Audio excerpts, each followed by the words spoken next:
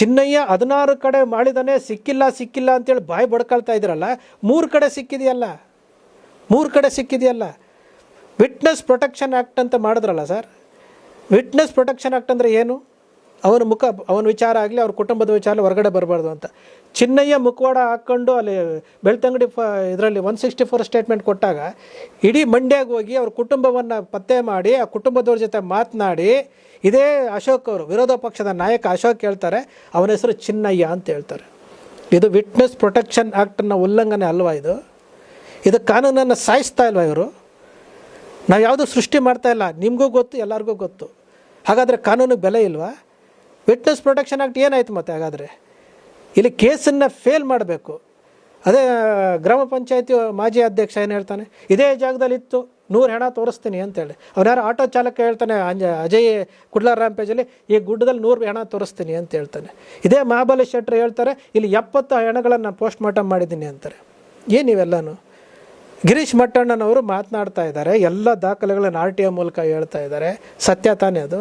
ಅದನ್ನು ಯಾರು ತನಿಖೆ ಮಾಡಬೇಕು? ಸಂವಿಧಾನದ ದಿನ ಇವತ್ತು. ನಾನು ಯಾತಕ್ಕೆ ವಿಚಾರ ಮಾತಾಡ್ತಾ ಇದ್ದೀನಿ ಅಂದರೆ, ಸಂವಿಧಾನದಲ್ಲಿ ಸತ್ಯ ಗೆಲ್ಲಬೇಕು. ಈ ಕಾರಣಕ್ಕೋಸ್ಕರವಾಗಿ ಈ ವಿಚಾರವನ್ನು ಇವತ್ತು ನಾನು ಹೈಕೋರ್ಟಿಂದ ಕಾಪಿ ತಗೊಂಡು, ಕೊನೆಯ ಪಕ್ಷ ಇದಕ್ಕೆ ನ್ಯಾಯ ಸಿಗಬೇಕು. ಸೌಜನ್ಯ ಹೋರಾಟದಲ್ಲಿ ಯಾರಿಗೆ ಗೆಲುವು ಸಿಕ್ಕಿದೆಯೋ ಇಲ್ಲೋ ಗೊತ್ತಿಲ್ಲ.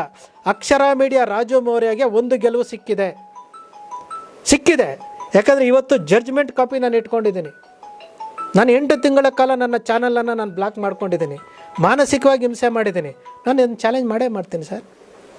ಯಾಕಂದರೆ ನಮ್ಮಲ್ಲಿ ಬರೋವಂಥ ಯೂಟ್ಯೂಬರ್ಸು, ನನ್ನ ಹತ್ರ 330 ಜನ ಯೂಟ್ಯೂಬರ್ಸು ನಾನು ಅಡ್ರೆಸ್ಸನ್ನೆಲ್ಲ ರೆಡಿ ಮಾಡಿದ್ದೀನಿ. ಯಾಕೆ ರೆಡಿ ಮಾಡಿದ್ದೀನಿ ಅಂತಂದರೆ, ಇವತ್ತು ಸ್ಯಾಟಲೈಟ್ ಚಾನಲ್ಗಳು ಮಾರ್ಕೊಂಡಿದ್ದಾವೆ, ಸತ್ತೋಗ್ತಾ ಇದ್ದಾವೆ.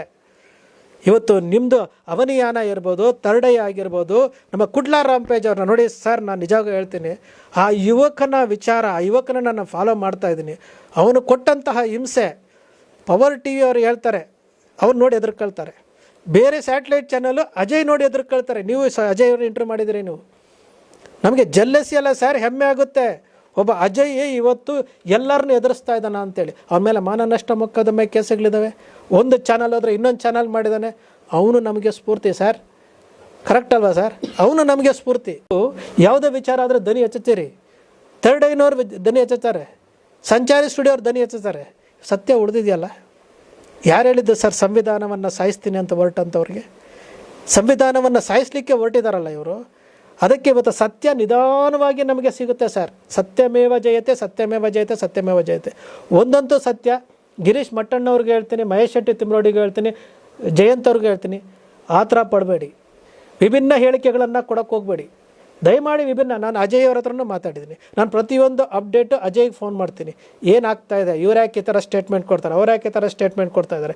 ಗಿರೀಶ್ ಮಟ್ಟಣ್ಣವ್ರಿಗೆ ಹೇಳಿದ್ದೀನಿ, ನೀವು SIT ಅರ್ಧ ಕೆಲಸ ಒಳ್ಳೆ ಕೆಲಸ ಮಾಡ್ತಾ ಇದ್ದಾರೆ ಅಂತಾರೆ. ಜಯಂತ್ ಅವ್ರು ಹೇಳ್ತಾರೆ SIT ಕೆಲಸ ಮಾಡ್ತಾ ಇಲ್ಲ ಅಂತ. ಮಹೇಶ್ ಶೆಟ್ಟಿ ತಿಮ್ರೋಡಿ ಹೇಳ್ತಾರೆ SIT ಕೆಲಸ ಮಾಡಲ್ಲ ಅಂತ.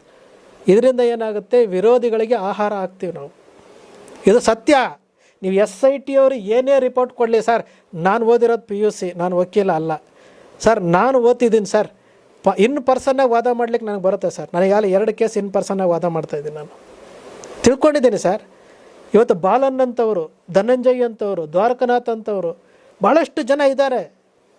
ನೀವು SITಗೆ ಅವ್ರು ವರದಿ ಕೊಟ್ಟಿದ ತಕ್ಷಣ ಬಾಲನ್ ಬಿಟ್ಬಿಡ್ತಾರಾ ಸರ್? ಬಾಲನ್ ಜೊತೆ ನೀವು ಮಾಡಿದ್ರೆ ಬಾಲನ್ ಬಿಟ್ಬಿಡ್ತಾರಾ ಸರ್? ಅವರು ಕೊಂದವರು ಯಾರು ಅಂತೇಳಿ ಇವತ್ತು ಬೆಳ್ತಂಗಡಿನಲ್ಲಿ ನಾನು ಪ್ರೆಸ್ ಮೀಟ್ ಮಾಡಿದ್ರಲ್ಲ ಸರ್, ಫಾಲೋ ಮಾಡ್ತಾ ಇದ್ದಾರಲ್ವ? ಒಂದು ವಿಚಾರ ನಾನು ಸಿದ್ದರಾಮಯ್ಯನವ್ರಿಗೆ ಅಪ್ರಿಷಿಯೇಟ್ ಏನು ಮಾಡ್ತೀನಿ ಅಂತಂದರೆ, SIT ರಚನೆ ಮಾಡಿದ್ದು. ನಾಗಲಕ್ಷ್ಮಿ ಅವರು ಧೈರ್ಯವನ್ನು ಯಾಕೆ ಮಾಡ್ತೀನಿ ಅಂದರೆ, ನಾಗಲಕ್ಷ್ಮಿ ಅವರಿಗೆ ನಾನು ಅವತ್ತು ಅಭಿನಂದನೆ ಹೇಳಿದ್ದೀನಿ. ದೇವ್ರು ಬಂದಾಗ ಬಂದಿದ್ಯಮ್ಮ ನೀನು SIT ರಚನೆ ಮಾಡಿದ್ದಕ್ಕೆ, ನಿನ್ನ ದೇವ್ರು ಒಳ್ಳೇದು ಮಾಡ್ತಾನೆ ಅಂತ ಹೇಳಿದ್ದೀನಿ ನಾನು. ಅದೇ ನಾಗಲಕ್ಷ್ಮಿ ಅವರಿಗೆ ಇದೇ ಪಬ್ಲಿಕ್ TV ರಂಗಣ್ಣ ಹೇಳ್ತಾರೆ, ಎಡಪಕ್ಷಗಳು ಅಂತಾರೆ. ಇವರೊಬ್ಬ ಪತ್ರಕರ್ತನ ಅಂತ ನನಗನ್ನಿಸ್ಲಿಲ್ಲ. ಒಬ್ಬ ಹಿರಿಯ ಪತ್ರಕರ್ತ. ಇದೇ ಅವರು ವಾರ್ಷಿಕೋತ್ಸವ ದಿವಸ ನಾನು ನಿವೃತ್ತಿ ಆಗ್ತಾ ಇದ್ದೇನೆ, ನಾನು ಉತ್ತರಾಧಿಕಾರಿ ನಾನು ಹುಡುಕ್ತಾ ಇದ್ದೀನಿ ಅಂತ ಹೇಳಿರುವಂಥ ವ್ಯಕ್ತಿ ಮಾರ್ಗದರ್ಶಿ ಆಗಬೇಕಾ? ಏನಾಗಬೇಕು ಸರ್? ಮಹಿಳಾ ಆಯೋಗದ ಅಧ್ಯಕ್ಷರು ನೀವು ಎಡಪಕ್ಷ ಅಂತಂತಂದರೆ, ಹಾಗಾದ್ರೆ ಇವರು ಬಲಪಕ್ಷದವರ? Public TV ರಂಗಣ್ಣವರು ಬಲಪಕ್ಷದವರ? ನೀವು ಆಲ್ಮೋಸ್ಟ್ ಎಲ್ಲ ಬಲಪಕ್ಷದವ್ರು. ಯಾಕೆ ಬಲಪಂಥೀರು? ಯಾಕೆ ಅಂತಂದರೆ ಪಬ್ಲಿಕ್ TV ಓನರ್ ಯಾರು? ಲಹರಿ ವೇಲು, ಮುನಿರತ್ನ, ಇವರೆಲ್ಲ ಪಾರ್ಟ್ನರು ಯಾರು? BJP ಅವರು. ಸುವರ್ಣ ವಾಹಿನಿಯವರು ಯಾರು? ರಿಪಬ್ಲಿಕ್ ಕನ್ನಡದವ್ರು ಯಾರು? ಎಲ್ಲ ರಾಜೀವ್ ಚಂದ್ರಶೇಖರ್ BJP ಅವರು ಏನು ಮಾಡ್ತಾರೆ ಅವರು? ನಾನು ಕೇಳೋದೇನಂತಂದರೆ, ನಿಮ್ಮ ಥ್ರೆಡ್ ಬೇರೆ ಇನ್ವೆಸ್ಟಿಗೇಷನ್ ಏನಿದೆಲ್ಲ ರಿಪೋರ್ಟ್ ತೋರಿಸ್ರಿ. ನೀವು ಮಾಡಿದ್ದೀರಲ್ಲಪ್ಪ, ಆಳಕ್ಕೆ ಇಳಿದಿದ್ದೀರಲ್ಲ, ಅವ್ನಿಗೇನೋ ಕಾಲೇ ಇತ್ತು ಎಲ್ಲ ಇತ್ತು ಅಂದ್ರಲ್ಲ, ರಿಪೋರ್ಟ್ ತೋರಿಸಿ. ವಸಂತ್ ಗಿಲಿಯಾರೋ ರಿಪೋರ್ಟ್ ತೋರಿಸಿ. ಸರ್, ನನಗೂ ಸ್ಟಾರ್ಟಿಂಗಲ್ಲಿ ಮಾಡಿದಾಗ ನನಗೆ ಎಷ್ಟು ಎದುರಿಸಿದ್ರು ಗೊತ್ತಾ? ನನಗೆ ಎಷ್ಟು ಆಮಿಷ ಹೊಡೆದ್ರು ಗೊತ್ತಾ? ಅವ್ರು ಆಮಿಷ ಹೊಡೆದಾಗ ನನಗೆ ಅನ್ನಿಸ್ತು ಸತ್ಯ ಇದರಲ್ಲಿ ಏನೋ ಅನ್ಯಾಯ ಆಗಿದೆ. ಎಷ್ಟು ಜನ, 35 ಜನ ಮೇಲೆ ಕೇಸ್ ಹಾಕಿದ್ದು. 35 ಜನ ಮೇಲೆ 25 ಜನ ವಾಪಸ್ ತಗೊಂಡ್ರು. 25 ಹೆಸರು ವಾಪಸ್ ತಗೊಂಡ್ರು. ಯಾಕೆ ತಗೊಂಡ್ರು ಸರ್? ಮಹಾಕಾಲ ಅಂತೇಳಿ ಒಂದು ಯೂಟ್ಯೂಬ್ ಚಾನಲ್ಲು ಏನು ಒದ್ದೂರಿಯಾಗಿ ಮಾಡ್ತಿದ್ರು. ಅವ್ರು ಏನು ಮಾಡಿದ್ರು ಸರ್? ವಿಡಿಯೋ ಮಾಡಿ ಅವ್ರು ಎಲ್ಲಿದ್ರು? ಅವರೆಲ್ಲ ಗೊತ್ತು, ಅವರೆಲ್ಲ ನಮ್ಮ ಸ್ನೇಹಿತರೆ. ಅವರು ಎಲ್ಲಿದ್ದರು ಸರ್? ಅದೇ ರೀತಿ ನಮಗೂ ಬಂದಿತ್ತು ಸರ್ ಆಫರು. ನಾವು ಬಡತನದಲ್ಲಿದ್ದರೂ ಸಹ ಸತ್ಯವನ್ನು ಗೆಲ್ಲಿಸ್ಬೇಕು ಅಂತ ಹೋಗೋವಂಥವ್ರು. ನಾನಿವತ್ತು ಬಂದು ಯಾಕೆ ರಿಪೋರ್ಟ್ ತೊಗೊಂಡೆ? ಸತ್ಯ ಗೆಲ್ಲಬೇಕು. ಕೊನೆಯ ಹಂತ ಇರೋವರೆಗೂ ನಾವು ಸತ್ಯದ ಪರವಾಗಿ ಹೋರಾಟ ಮಾಡ್ತೀವಿ. ಸೌಜನ್ಯದಿಂದ ಏನಾಗಿದೆ ಗೊತ್ತಾ ಸರ್? ನಾನು ನಿಜವಾಗೂ ಸೌಜನ್ಯಗೆ ಹ್ಯಾಟ್ಸ್ ಆಫ್ ಹೇಳ್ತೀನಿ. ಯಾಕೆಂದರೆ ನನಗೆ ಕೋರ್ಟ್ ಅಂದರೆ ಗೊತ್ತಿರಲಿಲ್ಲ. ಆ ಕೇಸ್ನಿಂದ ಇವತ್ತು ನಾನೇ 2 ಕೇಸ್ ನಾನೇ ವಾದ ಮಾಡ್ತಾಯಿದ್ದೀನಿ. ಯಾಕೆಂದರೆ ಬಹಳ ವಿಚಾರಗಳು ನಾವು ಡೀಪಾಗಿ ಹೋದಾಗ ಭಾಳಷ್ಟು ವಿಚಾರಗಳು ತಿಳ್ಕೊಳ್ಬೋದು. ನಾನು ಯೂಟ್ಯೂಬರ್ಸ್ಗೆ ಹೇಳೋದು ಒಂದೇ ವಿಚಾರ ಸರ್, ನಮಗೆ ದೇವರು ಸ್ಯಾಟಲೈಟ್ ಚಾನಲ್ ಬಿಟ್ಬಿಡಿ, ದೇವರು ಊಟಕ್ಕೆಲ್ಲ ಒಂದು ಕಡೆ ಕೊಟ್ಟಿರ್ತಾನೆ ಸರ್, ಬಟ್ಟೆ ಕೊಟ್ಟಿರ್ತಾನೆ. ಕೊನೆಯ ಪಕ್ಷ ಸತ್ಯ ಉಳಿಸೋದಕ್ಕೆ ನಮ್ಮಿಂದ ಆಗದಂಥ ನಾವು ದನಿ ಎತ್ತೋಣ ಅನ್ನೋ ಒಂದೇ ಒಂದು ವಿಚಾರಕ್ಕೆ ನಾನು ಪ್ರತಿನಿತ್ಯವೂ ಅದನ್ನೇ ಹೇಳ್ತಾ ಇರ್ತೀನಿ. ಯಾಕಂದ್ರೆ ನಾನು ಈಗ ಫುಲ್ ಟೈಮಲ್ಲಿ ನಾನು ಇಳಿಬೇಕು ಅಂತ ಯೋಚನೆ ಮಾಡ್ತಾಯಿದ್ದೀನಿ. ಇನ್ನೊಂದು ವರ್ಷ ಫುಲ್ ಟೈಮ್ ನಾನು ಇಳಿಬೇಕು ಅಂತ ಯೋಚನೆ ಮಾಡ್ತಾಯಿದ್ದೀನಿ. ಈಗ ನನ್ನದೇ ಆದಂತಹ ಉದ್ಯೋಗಗಳೆಲ್ಲ ಇದ್ದಾವೆ. ಯಾಕೆ ಇಳಿತಾ ಇದ್ದೀವಿ ಅಂತಂದರೆ, ಭಾಳಷ್ಟು ಜನದ ಹತ್ರ ಮಾತಾಡ್ತೀವಿ, ಪಬ್ಲಿಕ್ TV ಸರಿ ಇಲ್ಲ, ಸುವರ್ಣ ಸರಿ ಇಲ್ಲ, ಅವ್ರು ಸರಿ ಇಲ್ಲ, ಇವ್ರು ಸರಿ ಇಲ್ಲ ಅಂತ ಹೇಳ್ತೀರಿ. ಅವ್ರು ಸರಿ ಇಲ್ದಿರೋದನ್ನು ನಾವು ಈ ಥರ ಮಾಡಿ ಅಂತ ಸರಿ ಮಾಡೋದಕ್ಕಾದ್ರೂ ನಾವು ಆ ಕಡೆಗೆ ಇಳಿಬೇಕಲ್ಲ. ಸಣ್ಣದೇ ಯೂಟ್ಯೂಬೇ 10,000 ಸಬ್ಸ್ಕ್ರಿಪ್ಷನ್ ಇರಲಿ, ಸತ್ಯ ಅಲ್ವಾ? ಹೇಳ್ಬೇಕಲ್ಲ. ಆ ಕೆಲಸ ನಿಮ್ಮಂಥವ್ರು ನಮ್ಮಂಥವ್ರು ಎಲ್ಲ ಸೇರ್ ಮಾಡಿದಾಗ ಅವ್ರಿಗೆ ಈಗ ಆಲ್ರೆಡಿ ಎಲ್ಲ ಯೂಟ್ಯೂಬ್ ಎಲ್ಲ ಸ್ಯಾಟಲೈಟ್ ಚಾನಲ್ಗಳು TRP ಕಳ್ಕೊಂಡಿದೆ. ನೀವು ಚಾನಲಲ್ಲಿದ್ದಂಥವ್ರು ವಿಜಯಲಕ್ಷ್ಮಿ ಅವರು ಹೇಳಿದ್ರಲ್ಲ, ಶಿಬಿರ ವಿಜಯ್ ಟೈಮ್ಸ್ ಅವರು, TRP 100-200 ಇತ್ತು, ಇವತ್ತು 10-15ಗೆ ಬಂದಿದೆ ಅಂತ ಹೇಳ್ಬಿಟ್ಟು. ಹೌದಾ? ಸತ್ಯ ಅಲ್ವಾ? ಯಾರು ನಂಬ್ತಾರೆ ಸರ್? ನಾನು ಈ ವಿಚಾರವನ್ನು ಯಾಕೆ ಇನ್ನೂ ಒಂದು ಹೇಳ್ತೀನಿ ಕೇಳಿ. ಇವತ್ತು ಚಿನ್ನಯ್ಯನ ನೆನ್ನೆ ಜಾಮೀನು ಮೇಲೆ ಬಿಡುಗಡೆ ಆಗಿದೆ.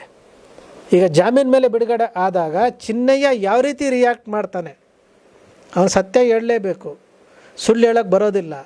164 ಸ್ಟೇಟ್ಮೆಂಟು, ಇನ್ನೊಂದು ಸ್ಟೇಟ್ಮೆಂಟು ಎಲ್ಲ ಹೊರಗಡೆ ಬರುತ್ತಲ್ಲ. ಇವತ್ತು ಅವ್ರು ಕೊಟ್ಟಿರುವಂತಹ ಇದ್ರ ಪ್ರಕಾರ ಯಾವ ಚಾನಲ್ಗೂ ಉತ್ತರ ಅಂದರೆ ಸಂದರ್ಶನ ಕೊಡಬಾರ್ದು. ಅದು ದೇವರಿಗೆ, ಮಂಜುನಾಥ ಸ್ವಾಮಿಗೆ ಥ್ಯಾಂಕ್ಸ್ ಹೇಳ್ತೀನಿ. ಯಾಕೆ ಹೇಳಿ? ಮಂಜುನಾಥ ಸ್ವಾಮಿಗೆ ನಾನು ಥ್ಯಾಂಕ್ಸ್ ಹೇಳ್ತೀನಿ. ಒಂದು ವೇಳೆ ಏನಾದರೂ ಚಿನ್ನಯ್ಯ ಮಾತನಾಡೋದ್ರ ಆಗಿದ್ದಿದ್ರೆ ಸ್ಯಾಟಲೈಟ್ ಚಾನಲ್ ಅವನು ಸಾಯಿಸಾಕ್ಬಿಡೋರು. ಹೌದಾ? ಅದನ್ನು ಜಡ್ಜಿಗೆ, ಮಂಜುನಾಥ ಸ್ವಾಮಿಗೆ ನಾನು ಥ್ಯಾಂಕ್ಸ್ ಹೇಳಿದೆ ಬೆಳಗ್ಗೆ, ಒಳ್ಳೆ ಕೆಲಸ ಮಾಡಿದ್ರು ಅಂತ ಹೇಳ್ಬಿಟ್ಟು. ಚಿನ್ನಯ್ಯ ಇವತ್ತು ಸತ್ಯನೇ ಹೇಳಬೇಕು.